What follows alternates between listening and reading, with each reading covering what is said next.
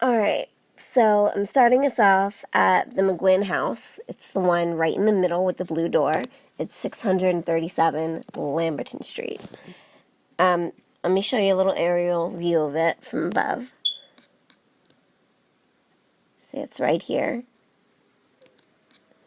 Had a very small little backyard.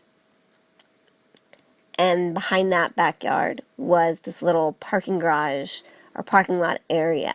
And in 1988, when the McGuinns owned the house, they actually had a little gate in the back of the fence right here, so they could easily go to that parking lot through the back of their house. Now, I don't know what this parking lot or building was in 1988. It looks like now it's some sort of auto repair place or something. But I do know that Melissa's mom, Becky, said that people did use it as a parking area. In fact, her husband, Robert, actually always parked his car right there instead of on the road, and he would leave for work through the back of the house. So to show you Coates Street right here, which is where that parking garage is at, it's kind of a more industrial area, not really houses, just businesses and stuff.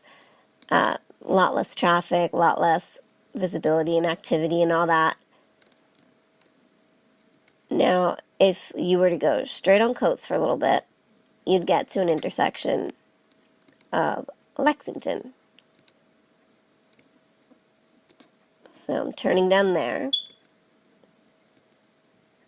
And then right here, you get to the intersection of Lamberton, their road, and Lexington. That house in the middle with the orange right there, that's actually the house that Linda Beast lived in. And she was the one who Wanda had originally run to when the baby went missing. At the time, Linda said she was kind of confused because why would you go run to a neighbor's house who you didn't really know that well before you ran to the actual woman whose baby you lost?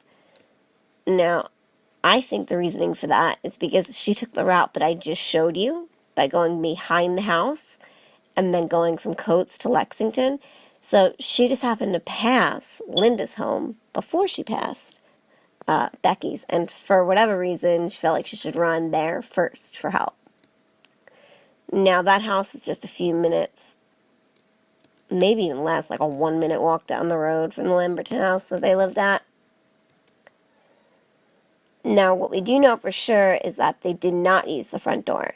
And we know that because the sleeping bag was still wedged under it when they were trying to break back into the house after saying that Melissa had gone missing.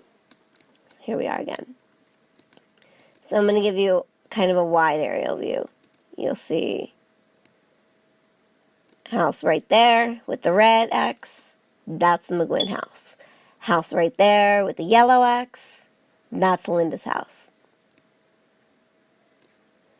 The only way that feasibly I could see her getting rid of a child in such a fast way without any of these neighbors on this road, this very crowded row home road, seeing would be simply that she went out the back door, walked the baby through here to the gate, got into this parking garage where somebody was waiting for her, and after she handed the baby off to whoever that person was, he was able to quietly drive away on this more secluded street. And then, for whatever reason, instead of going back through the gate and into the house, you know, the way that she came, she chose to go around and started walking right down Coates, turned on Lexington, stopped right here where that yellow X is, got Linda, and then the two of them together ran here. If you look at the directions, you'll actually see that it really only takes like 2 minutes for them to walk from this parking garage to over here where Linda lives, and only another minute or so to walk all the way to 637 Lambertville over here, or Lamberton.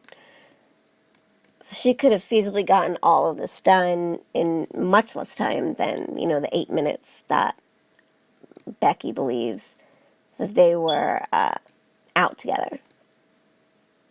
I think it's actually the only way that she could have gotten it done.